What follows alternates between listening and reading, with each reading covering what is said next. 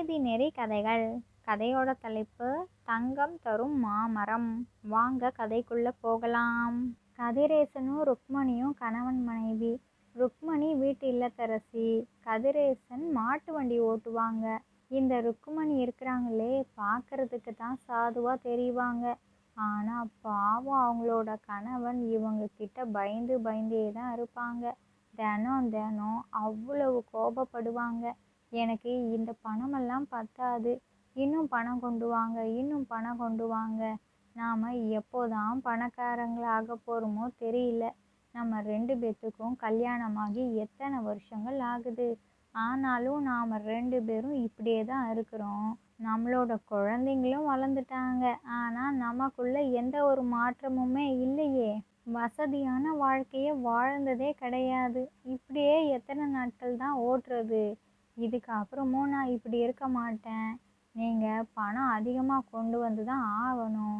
என்ன வேலை பார்ப்பீங்க, ஏது பார்ப்பீங்கன்னெலாம் எனக்கு தெரியாது. ஆனால் பணம் மட்டும் வேணும்.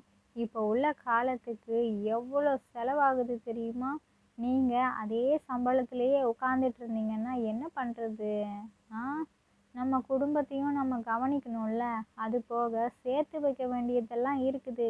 இன்னும் நாம் கொஞ்சம் கூட சேர்த்து வைக்கலை. இந்த ஒரே ஒரு சொந்த வீடு மட்டும் இருந்தால் போதுமா? நீங்கள் ஓட்டுறீங்களே மாட்டு வண்டி, அது கூட நமக்கு சொந்தமானது கிடையாது. ஒருத்தவங்க கிட்ட தானே வேலைக்கு போயிட்டுருக்குறீங்க. கொஞ்சம் கூடுதலாக சம்பளம் தாங்கன்னு கொஞ்சம் கேட்டால் தான் என்ன? எத்தனை வருஷமாக வேலை பார்க்குறீங்க. நீங்களும் வாய் துடுக்கா எதுவும் பேச மாட்டேங்கிறீங்க. அவங்களும் சம்பளத்தை கொஞ்சமாவது பார்த்து தரணும்னு நினைக்கணும். அதுவும் கிடையாது. பழக்கம்னு சொல்லிட்டு சும்மாவே வேலை பார்க்க முடியுமா என்ன? அதெல்லாம் முடியாது. அவங்கக்கிட்ட நீங்கள் வேலை பார்க்குறீங்களா, அது இருக்கட்டும். அவங்கக்கிட்ட நாம் இப்போ பகச்சிக்கவும் முடியாது. ஆனால் வேறு ஏதாவது வேலையை பார்க்க முடியுமான்னு பாருங்கள். இதோடவே புதுசாக ஏதாவது வேலை பார்த்தா இன்னும் கொஞ்சம் காசும் கிடைக்கும்ல. ஆசை இருக்காதா சொல்லுங்கள். ஆசை நகை நட்டெல்லாம் நிறையா வாங்கணும். இன்னும் வீட்டுக்கு தேவையான பொருட்கள் எல்லாம் எவ்வளோ வாங்க வேண்டியிருக்கு. நீங்கள் போதும்னு நினைக்கிறீங்க. எனக்கு எதுவுமே போதலையே. வேணுங்குது என்னோட மனசு. ஆசையாக என்னை கல்யாணம் பண்ணீங்க நீங்கள். ஆனால் அது மட்டும் போதுமா? எனக்கு பிடிச்ச விஷயத்தெல்லாம் செஞ்சாதானே நான் சந்தோஷமாக இருப்பேன். என்னோட சந்தோஷம்தான் உங்களோட சந்தோஷம்னு எத்தனை முறையோ சொல்லியிருக்கிறீங்க. ஆனால் நான் சந்தோஷமாக இருக்கணும்னா எனக்கு நிறையா காசுகள் வேணும், நகை வேணும், ஆடம்பரமான வாழ்க்கை இருக்கணும். எல்லாரும் என்னை பார்த்து பொறாமப்படணும். அப்படி ஒரு வாழ்க்கை இருக்கணுங்க. அதுதான் எனக்கு ஆசை அப்படிங்கிறாங்க. உடனே இந்த கதிரேசன் நினச்சாங்க, இவ கனவு கண்டுட்டு வந்து ஏதாவது சொல்கிறாளா என்ன? நல்லா தானே இருந்தா. இத்தனை நாட்களாக நான் கொடுக்குற காசை வாங்கிட்டு அமைதியாக இருப்பா. கொஞ்சம் முகம் சுழிப்பா. ஆனாலும் கொஞ்ச நேரத்தில் சரியாயிடுவா. ஆனால் இன்னைக்கு என்ன பக்கமாக இவ்வளோ பெரிய லிஸ்ட்டு போடுறாளே. சரி என்னமோ சொல்லிட்டு போகிறா. வழக்கம் போல் நம்ம வேலையை பார்ப்போம். அவள் சொல்கிறதெல்லாம் நாம் பெருசாக எடுத்துக்கிட்டோன்னா நமக்கு தான் தலைவலி. அது எதுக்கு? இவளை நாம் குறை சொல்லியும் ஒன்றும் ஆக போகிறது கிடையாது. ஏதாவது சொன்னோம்னா நம்மக்கிட்ட சண்டைக்கு வந்துடுவா. இதுலேயே பாதி நேரம் போயிடும். ஏதாச்சும் டிவியில் ஏதாவது பார்த்துருப்பா. இல்லை அக்கம் பக்கத்தில் இருக்கிறவங்க யாராச்சும் நகை நட்டை போட்டுட்டு வந்து காமிச்சிருப்பாங்க. அதுதான் இவளுக்கு பொருட்களையோ என்னமோ. இதுதான் சரியான நேரம். நாமளும் மண்டையை ஆட்டிட்டு அவள் கொடுத்த தண்ணியை குடிச்சிட்டு கிளம்புறது தான் சரியாக இருக்கும் அப்படின்ட்டு அவங்களோட மனைவி கொடுத்த தண்ணியை குடிச்சிட்டு, சரிம்மா நான் போயிட்டு வரேன் அப்படின்ட்டு கிளம்பிட்டாங்க. மாட்டு வண்டியில் பொருட்களெல்லாம் ஏற்றிட்டு வண்டியை ஓட்டிட்டு போயிட்டே இருக்கிறாங்க. ரொம்ப சந்தோஷமாக தான் போகிறாங்க. இன்னைக்கு ஏதோ ஒரு புத்துணர்ச்சியாக இருக்கிற மாதிரி இருக்குதே. சரி இன்னைக்கு வீட்டுக்கு போனால் ஏதாவது ருசியாக சமைச்சு வச்சாலும் வச்சுருப்பா. சீக்கிரமாக வேலையெல்லாம் முடிச்சுட்டு வயிறு நிறையா சாப்பிட்ணும். எனக்கு சாப்பிட்றதுனாலே ரொம்ப பிடிக்குமே. அதுவும் என்னோட மனைவி கையால் சாப்பிட்றது அவ்வளவு ருசியாக இருக்கும். அவள் எப்படி தான் சமைப்பாளோ தெரியல. மொத்த பாசத்தையும் கொட்டிடுவாளோ என்னமோ. கோபக்காரி தான். ஆனாலும் அவளுக்குள்ளேயும் பாசம் இருக்குதுல்ல. இன்னைக்கு போய் அவளை சந்தோஷப்படுத்துவோம். ஏன்னா காலையிலேயே மனசு சங்கடமாக இருந்தா. சரி சரி வேலையை வேகமாக முடிப்போம் அப்படின்ட்டு வண்டியை வேகமாக ஓட்டிகிட்டு போகிறாங்க. வெயில் என்ன வெயில்! அடிக்கிற வெயிலில் அவங்களுக்கு மயக்கம் வர்ற மாதிரி ஆயிடுச்சு. சரி நாம் கொஞ்சம் மரத்துக்கு கீழே இளைப்பாறிட்டு போகலாம் அப்படின்ட்டு ஒரு மாமரத்து நிழலில் வந்து நிற்கிறாங்க. ஷபா! என்ன வெயில்! அடிக்கிற வெயிலுக்கு ஏதாவது சில்லுன்னு குடித்தா நல்லா இருக்கும். இது மாமரம் மாதிரி இருக்குதே, ஜில்லு ஜில்லுன்னு காற்றும் வருது, கொஞ்சம் வெக்க காற்றும் சேர்ந்து தான் வருது. ஆனாலும் கொஞ்சம் நல்லா இருக்குது. மாம்பழங்கள் கிடைச்சா நல்லா இருக்கும். ஒரு 2 3 சாப்பிட்டுட்டு தெம்பாக வீட்டுக்கு போகலான்ட்டு மரத்தை மேலேயும் கீழேயும் பார்க்குறாங்க. ஆனால் மாம்பழங்கள் எல்லாம் மேலே மேலே உச்சில் இருக்குது. என்னடா இது, எட்டுமா எட்டாதன்னு வேற தெரியலையே. நான் வேற இவ்வளோ குள்ளமால இருக்கேன். நம்ம இருக்கிற ஒசரத்துக்கு மரத்தில் உள்ள மாம்பழத்தை பறிக்க முடியாது போல இருக்குதே. சுற்றி முற்றி பார்க்குறாங்க ஏதாவது கொம்பு கிடக்குமான்னு. ஆனால் கொம்பும் எதுவுமே இல்லை. மரத்தை லேசாக அசைச்சு பார்ப்போம். நம்ம தான் கொஞ்சம் குண்டாக இருக்கிறோம்ல, மரத்தை அசைச்சோம்னா அசையும் அப்படின்ட்டு மரத்தை பிடிச்சி அசைக்கிறாங்க. ஆனாலும் மரத்துலேருந்து ஒரு மாம்பழம் கூட கீழே விழவே இல்லை. அட கடவுளே! இந்த மரத்தை நானும் எவ்வளவு நேரம்தான் அசைச்சிட்டே இருப்பேன். ஒரே ஒரு மாம்பழமாச்சு கீழே விழுந்தா நல்லா இருக்குமே. எனக்கு ரொம்ப பசிக்குது. மரமே மரமே, ஒரே ஒரு மாம்பழம் தரியா? எனக்கு ரொம்ப பசிக்குது. வீட்டுக்கு போகிறதுக்கும் நேரமாகும். ஏன்னா வெயில் பயங்கரமாக அடிக்குதுல்ல, அது உனக்குமே தெரியும். ஏன்னா நீயும் அதே வெயிலில் தானே நின்றுட்டுருக்குற. நான் பாவம்ல, எனக்கு ஒரே ஒரு மாம்பழத்தை கூட. எனக்கு ரொம்ப பசிக்குது. ஒரே ஒரு மாம்பழம் மட்டும், ஒரே ஒரு மாம்பழம் அப்படின்ட்டு கொஞ்சி கொஞ்சி பேசுகிறாங்க. மரத்தை கொஞ்சினோன்னையும் மரம் திடீர்னு பேச தொடங்குது. என்னது, பசிக்குதா? மாம்பழம் வேணுமா? நீங்கள் இப்போது மாம்பழங்களை சாப்பிட்டீங்கன்னா உங்களோட மனைவி கையால் செஞ்ச சாப்பாடை எப்படி சாப்பிட முடியும்? அவங்க உங்களுக்காக வகை வகையாக அறுசுவையில் உணவெல்லாம் செஞ்சு வச்சுருப்பாங்களே, அப்போது அதை ருசிக்க முடியாதுல்ல. என்னோட மாம்பழத்தோட சுவையே உங்களோட நாக்கில் நின்றுக்கும். அப்போது எப்படி உங்களோட மனைவி வகை வகையாக செஞ்சுருந்தாலும் அது உங்களுக்கு ருசியாக தெரியும்? நீங்கள் வேற உங்களோட மனைவியை சந்தோஷப்படுத்தணும்னு நினச்சிட்ருக்கிறீங்கல்ல. அதுக்காக நீங்கள் என்ன பண்ணுறீங்கன்னா, என்னோட மரத்தில் ஒரே ஒரு கிளையை மட்டும் வெட்டிக்கோங்க. அது உங்களுக்கு கண்டிப்பாக தங்கமாக மாறிடும். அந்த தங்கத்தை உங்களோட மனைவி கிட்ட கொண்டு போய் கொடுங்க. அவங்க ரொம்ப ரொம்ப சந்தோஷப்படுவாங்க. ஏன்னா அவங்க ஆசைப்படுறதே தங்கம், பணம், ஆடம்பர வாழ்க்கை தானே. கண்டிப்பாக அவங்க ஆசைப்பட்டா பரவாயில்ல, பேராசைப்படுறாங்க. மற்றவங்க எல்லாரும் பொறாமப்படணும்னு நினைக்கிறாங்க. அது நல்லதே கிடையாதுல்ல. பாவம், உங்களை பார்த்தாலே எனக்கு பாவமாக இருக்குது. இந்த வெயில்லையும் நீங்கள் இந்த மரத்துக்கு கீழே வந்து நின்று எவ்வளோ பாசமாக பேசுனீங்க. அப்போது உங்கள் மனைவி கிட்ட நீங்கள் எவ்வளோ பாசமாக இருப்பீங்க. அதையெல்லாம் அவங்க புரிஞ்சுக்காம தானே இப்படியெல்லாம் நடந்துட்டுருக்குறாங்க. கண்டிப்பாக நாம் அவங்களுக்கு பாடம் புகட்டியே தீரணும். என்னோட மரத்தில் ஒரு கிளையை வெட்டுங்களேன், வெட்டுங்க அப்படிங்குது அந்த மரம். உடனே அந்த கதிரேசன் சிலிர்த்து போயிட்டாங்க. ஆச்சரியமாக அந்த மரத்தை பார்க்குறாங்க. எங்கள் வீட்டில் என்னென்னலாம் நடந்துச்சோ, நான் என்னோடய வாழ்க்கையில் படுற விஷயத்தெல்லாம் நீங்கள் தானாகவே சொல்கிறீங்களே, ஏதோ நேரில் பார்த்த மாதிரி. எப்படின்னு எனக்கு தெரியல. கண்டிப்பாக நீங்கள் ஒரு சக்தி வாய்ந்த மரம்தான். ஆனால் நீங்கள் சொல்கிறது எல்லாமே என்னால் ஏற்றுக்க முடியல. என்னோட மனைவி கோபப்படுவாதான், ஆனால் பாசமும் அவளுக்குள்ள நிறைய இருக்குது. என்கிட்ட கோபப்பட்டாலும் எனக்கு பிடிச்ச உணவுகள் எல்லாத்தையும் செஞ்சு தருவா. அது இல்லாமல் அவளோட ஆதங்கம் எனக்கு நல்லாவே புரியுது. ரொம்ப வருஷங்களாக அவள் கஷ்டப்பட்டுட்டே இருக்கிறாள்ல, அதனால தான் அவள் இவ்வளோ ஆசைப்படுறாளோ என்னமோ. ஆனால் அவள் நல்லவ தான். நீங்கள் நினைக்கிற மாதிரி அவள் கெட்டவெல்லாம் கிடையாது. நீங்கள் எதுவும் நினச்சிக்காதீங்க.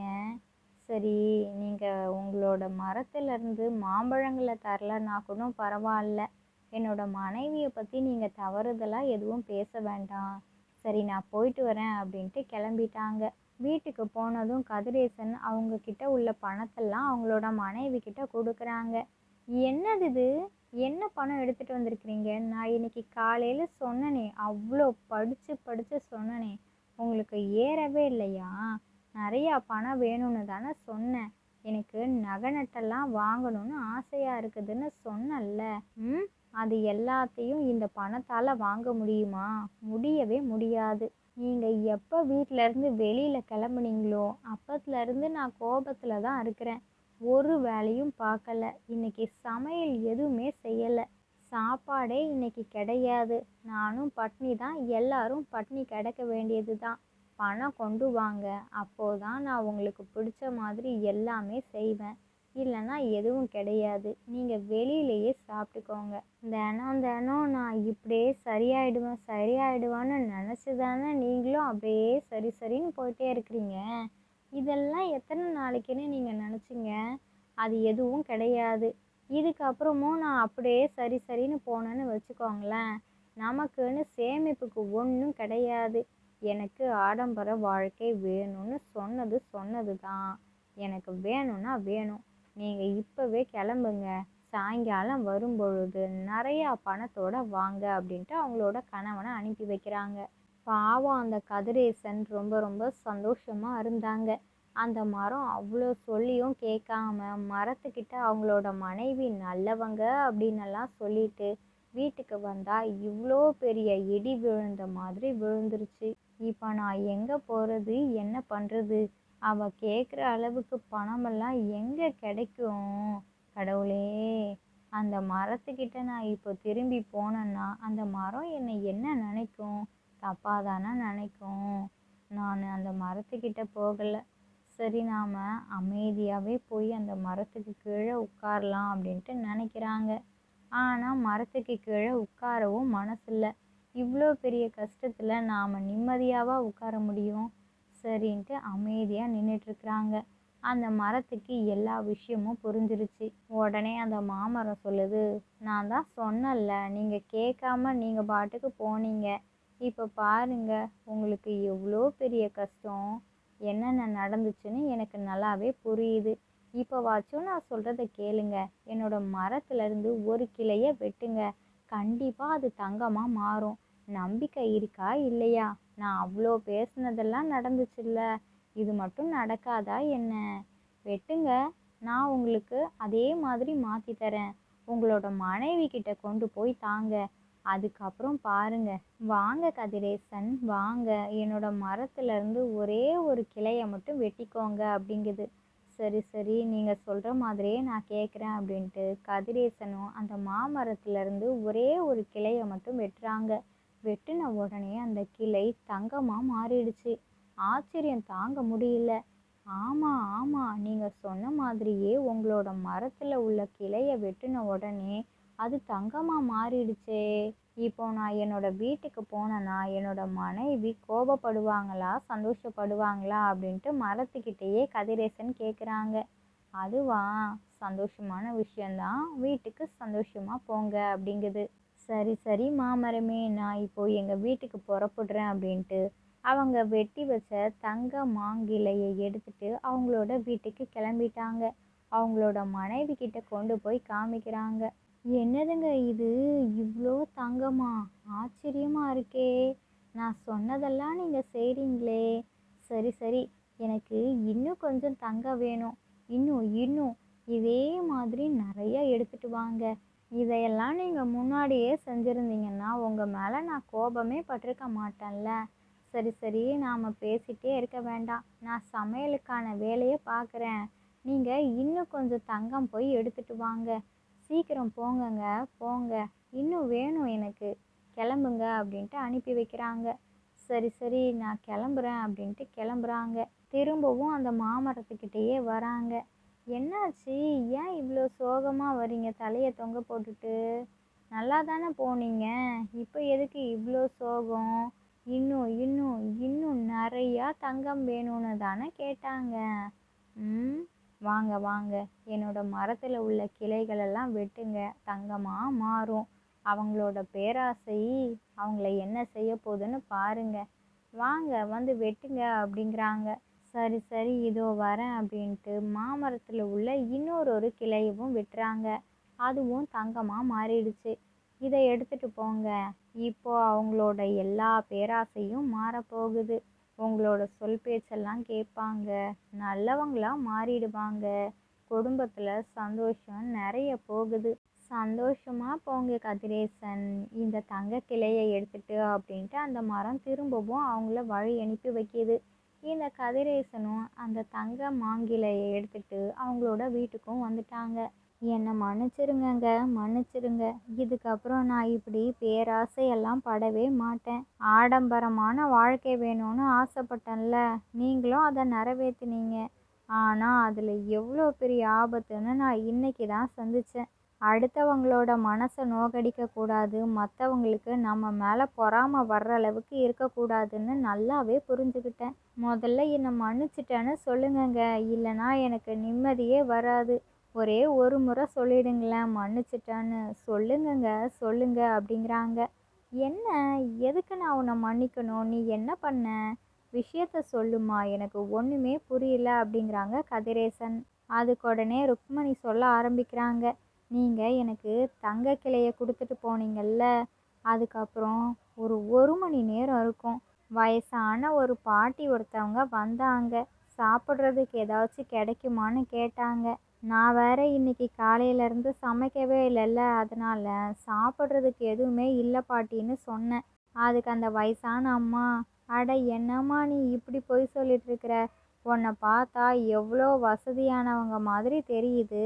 ஆனால் சாப்பிட்றதுக்கு எதுவுமே இல்லைன்னு சொல்கிறியே, ஏதாவது இருக்கும், போய் எடுத்துட்டு வா போ. அப்படி ஒன்றுமே இல்லாத வீடு மாதிரி ஒன்றும் தெரியவே இல்லையே. ஆஹோ ஓஹோன்னு பணக்கார வீட்டு பொண்ணு மாதிரி தெரிகிற. அப்படி இருக்கும் பொழுது சாப்பிட்றதுக்கு கூடவா இல்லாமல் இருக்கும்? இதெல்லாம் நியாயமாக படவே இல்லை. எனக்கு இப்போ பசிக்குதுமா, கொஞ்சமாக போய் எடுத்துட்டு வா. எனக்கு வேற எதுவும் வேண்டாம். பழைய கஞ்சி இருந்தால் கூட எடுத்துட்டு வா, நான் நல்லா வயிறார சாப்பிட்டுட்டு போகிறேன். இந்த வெயிலுக்கும் அது நல்லா இருக்கும் அப்படிங்கிறாங்க. இல்லை பாட்டி, இல்லை, நான் நிஜமாக தான் சொல்கிறேன். எங்கள் வீட்டில் இன்னைக்கு நான் சமைக்கவே இல்லை. அதனால் எந்த உணவும் சாப்பிட்றதுக்கு இல்லை. நானே இன்னும் சாப்பிடலான்னு சொன்னேன். அதுக்கு அந்த பாட்டி திரும்பவும், அடாடாடாடாடா, உன்னை பார்த்தா சாப்பிடாத பொண்ணு மாதிரி தெரியல, நல்லா சாப்பிட்ட மாதிரி தான் தெரியுது. எனக்கு கொடுக்கறதுக்கு உனக்கு மனசுலையோ என்னமோ. பழைய கஞ்சி தானே கேட்குறேன், கூடம்மா. சின்ன பாத்திரத்தில் கொடுத்தாலே போதும், கொஞ்சமாம்மா. உடனே எனக்கு வந்தது பாருங்க கோபம். இவ்வளோ நேரமாக பொறுமையாக பேசிகிட்டு இருந்தேன். இதுக்கப்புறம் என்னால் பொறுமையாலாம் பேச முடியாது. இல்லைன்னு எத்தனை வாட்டிம்மா சொல்லிகிட்டே இருப்பேன்? திரும்ப திரும்ப அதையே சொல்லிட்டு கேட்டுகிட்டே இருக்கிறீங்களே. ஏதோ நான் வச்சுக்கிட்டு இல்லைன்னு சொல்கிற மாதிரி இல்லை நீங்கள் சொல்லிகிட்டு இருக்கிறீங்க. வேறு ஏதாவது வீட்டுக்கு போங்கம்மா, போம்மா போ அப்படின்னு நான் கொஞ்சம் கோபமாக பேசிட்டேன்னா, உடனே அந்த அம்மா, உனக்கு இப்படி தானே இருக்குது, எவ்வளோ கஷ்டமாக இருக்குது. கொஞ்சமாக பழைய கஞ்சி தான் நான் கேட்டேன், அதுக்கே நீ இவ்வளோ பேசுனியே. ஆனால் உன்னோட வீட்டுக்காரர்கிட்ட நீ எவ்வளோலாம் நீ பேசிட்டு, நிறையா பணம் வேணும், நகை வேணும், அது இதுன்னு எவ்வளோ பெரிய லிஸ்ட்டு போட்ட. அதை எல்லாத்தையுமே அவங்க எவ்வளோ சிரமப்பட்டு கொண்டு வந்திருப்பாங்க. அப்படி இருந்தும் உன் ஆசை தீரலையே. உன்னால் இப்போ எனக்கு ஒரே ஒரு பிடி கஞ்சை கூட தர முடியலையே. அப்போ அந்த மனுஷன் எவ்வளோ பாவம். நீ இப்படியா ஆசைப்படுவ? ஆசைப்படுறதுக்குன்னு ஒரு அளவு இருக்குது. ஆனால் பேராசைப்படவே கூடாது, அது மிகப்பெரிய பாவம். அந்த மனுஷன் என்ன பண்ணுவார், எங்கே போவார்? காசு காசுன்னா இருக்கிற காசை தானே கொடுக்க முடியும். அதுவும் உன்கிட்ட தானே வந்து தராரு. நீ இன்னைக்கு கோபத்தில் சமைக்கலாங்கிற விஷயமும் தெரியும். எல்லாம் தெரிஞ்சு தான் நான் இங்கே வந்திருக்கிறேன். இதுக்கப்புறமும் நீ திருந்தலைன்னு வச்சுக்கோயேன், அதை விட மிகப்பெரிய தவறு வேற எதுவுமே கிடையாது. உன்னை ராணி மாதிரி பார்த்துக்கிறாரே உன்னோட கணவன், அவர் உன் மேலே அவ்வளோ அளவு கடந்த பாசத்தை வச்சிருக்காரு. அதையெல்லாம் புரிஞ்சுக்கிட்டு நீ இனிமேலாச்சும் அன்பாயிரு, உன்னோட வாழ்க்கையே சிறப்பாக இருக்கும் அப்படின்ட்டு அந்த வயசான அம்மா காணாமல் மறைஞ்சு போயிட்டாங்க. அப்போதான் எனக்கு புரிஞ்சுது, இதுக்கப்புறமும் நான் இப்படி இருக்கக்கூடாது. ஒரு வயசான அம்மா சாப்பாடுன்னு வந்தாங்க, என்னைக்குமே சமைக்காமல் இருந்ததில்ல. சாப்பாடுன்னு வந்தவங்களுக்கு சாப்பாடு கொடுக்காமலும் இருந்தது கிடையாது. ஆனால் இன்னைக்கு என்னால் கொஞ்சம் பழைய கஞ்சை கூட அந்த வயசான அம்மாவுக்கு கொடுக்க முடியலையேங்கிற வருத்தம் என்னை மிக பெருசாக பாதிச்சிருச்சு. அது இல்லாமல் எல்லாமே அந்த அம்மா சொன்னதுக்கப்புறம் தான் புரிஞ்சுது. நம்மளா இருப்போம், அடுத்தவங்க நம்மளை பார்த்து ஏன் பொறாமப்படணும்? நம்ம ஏன் அடுத்தவங்கள பார்த்து பொறாமப்படணும்? நம்ம நல்லா இருக்கிறோமா, நல்லது. மற்றவங்க நல்லா இருக்கிறாங்களா, நல்லா இருக்கட்டும். அவங்கள பார்த்து சந்தோஷப்படணும். ஆனால் பொறாமை மட்டும் படவே கூடாதுன்ட்டு நல்லா எனக்கு உரைச்சிருச்சு. இவ்வளோதாங்க நடந்துச்சு. இதுக்கப்புறம் நாம் சந்தோஷமாக இருக்கலான்ட்டு அவங்களோட கணவன் குழந்தைங்க கூட சந்தோஷமாக இருக்கிறாங்க. இந்த கதையிலேருந்து நாம் என்ன தெரிஞ்சுக்கணும் அப்படின்னா, நாம் நடந்துக்கிற விதமாக இருந்தாலும் சரி, நம்ம பேசக்கூடிய சொற்களாக இருக்கட்டும், எதுவாக இருந்தாலும் நம்மளை சுற்றி இருக்கிற சுவர் கூட கேட்டுகிட்டே தான் இருக்கும். அதனால் நல்ல முறையில் நடந்துக்கணும், நல்லவங்களாக இருக்கணும். கண்டிப்பாக நாம் நல்லவங்களாக இருக்கும் பொழுது நல்வினைகள் நமக்கு நல்லதை தரும். நம்ம வீட்டுக்குள்ளே நாம தானே பேசிக்கிறோன்னு நினைப்போம். ஆனால் சுவருக்கே கேட்கும் பொழுது சுற்றி இருக்கிறவங்களுக்கு கேட்காதுன்னு என்ன நிச்சயம்? அடுத்தவங்க நம்மளை பற்றி புகழ்ந்து பேசணுன்றதுக்காக நடிப்பாக இருக்கக்கூடாது. நம்மளோட இயல்பான குணத்தில் நம்ம எப்போவுமே இருக்கணும். அன்பாக இருக்க வேண்டிய இடத்துல அன்பாக இருக்கணும். அராஜகமாக நடந்துக்கிறாங்களா, நம்மளும் நம்மளோட இன்னொரு முகத்தை காமிக்கணும். அப்படி இருக்கும் பொழுது தான் நமக்கான சுயமரியாதை நமக்கு கிடைக்கும். ஆனால் எப்போவுமே ஒன்று, வெனை விதைச்சவன் வினையறுப்பான், விதை விதைச்சவன் விதையறுப்பான். அது மட்டும் என்றைக்கும் மாறாதது. நல்லதை செய்யுங்க, நல்லதே நடக்கும். இந்த கதை பிடிச்சிருந்தா லைக் பண்ணுங்கள், ஷேர் பண்ணுங்கள். உங்களோட கருத்துக்களை கமெண்ட் பாக்ஸில் கமெண்ட் பண்ணிவிடுங்க. இது மாதிரி சுவாரஸ்யமான கதைகளெல்லாம் பார்க்கணுமா, ப்ளீஸ் நம்மளோட சேனலை சப்ஸ்கிரைப் பண்ணிக்கோங்க. இதோட இன்னொரு சுவாரஸ்யமான கதைகள் வீடியோவில் பார்க்கலாம். ஓகே, பாய்.